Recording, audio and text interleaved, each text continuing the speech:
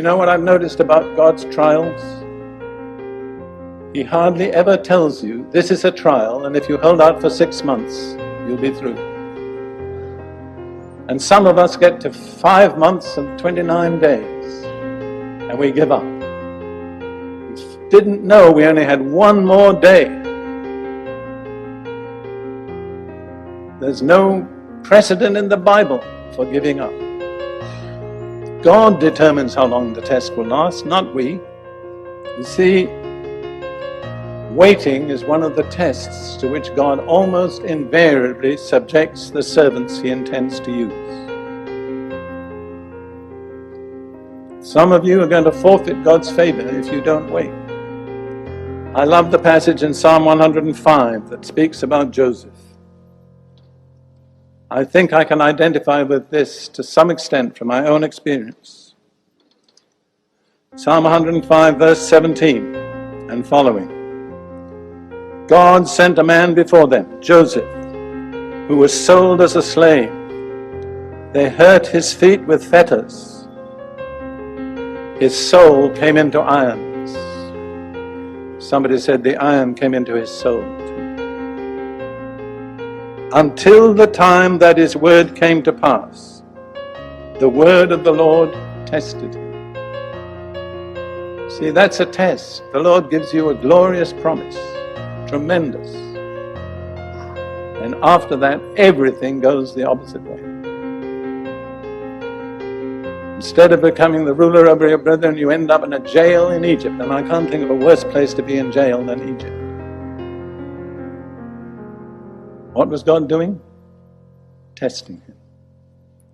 What was the test? Waiting. And then, if you want to look at others, Moses. It says in Numbers 12 verse 3, Moses was the meekest man on earth. How did Moses learn meekness? By waiting 40 years. Somebody asked another preacher friend of mine, why did God keep Moses waiting 40 years? And the answer was, because he couldn't do it in 39. God will not finish until the test is complete. When Moses first thought he could deliver Israel out of Egypt, he was a very arrogant young man. 40 years later, he was the meekest man on earth. And no one except Jesus has ever exercised such authority as Moses exercised. So if you want to have authority, you know what you need to cultivate? Meekness. God cannot trust His authority to the arrogant, the proud, the self-assertive. You know the condition for promotion in the kingdom of God? It's very easy. It's abase yourself. Everyone who abases himself will be exalted. But on the other hand, everyone who exalts himself will be abased. That's right. You have the choice. That's an unalterable law that governs the universe. People talk about breaking God's laws. That's not true.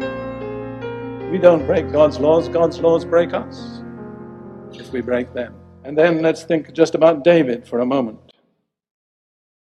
Another young man who was given tremendous promises of God. And he spent the next, I don't know how many years, I think probably about 15 years, living, as he said himself, like a dead dog or a partridge on the mountain. Running away from the man whom he was to succeed as king. Why does God permit that? In fact, why does God ordain that? What is He looking for? In one word, endurance. You cannot bypass endurance. You know whom I'm speaking to at the moment? Me. You cannot bypass endurance and enter into the promises of God.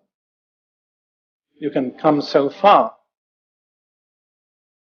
The completeness is only through endurance. And just when it seems impossible to hold on, that's the time to hold on. Don't give in. I would like to say that to several of you individually. You're in the test. You're doing all right. Just hang in there. Don't back out. Don't give up. God is faithful. I'll tell you another thing about waiting. It causes us to realize more and more our dependence on God.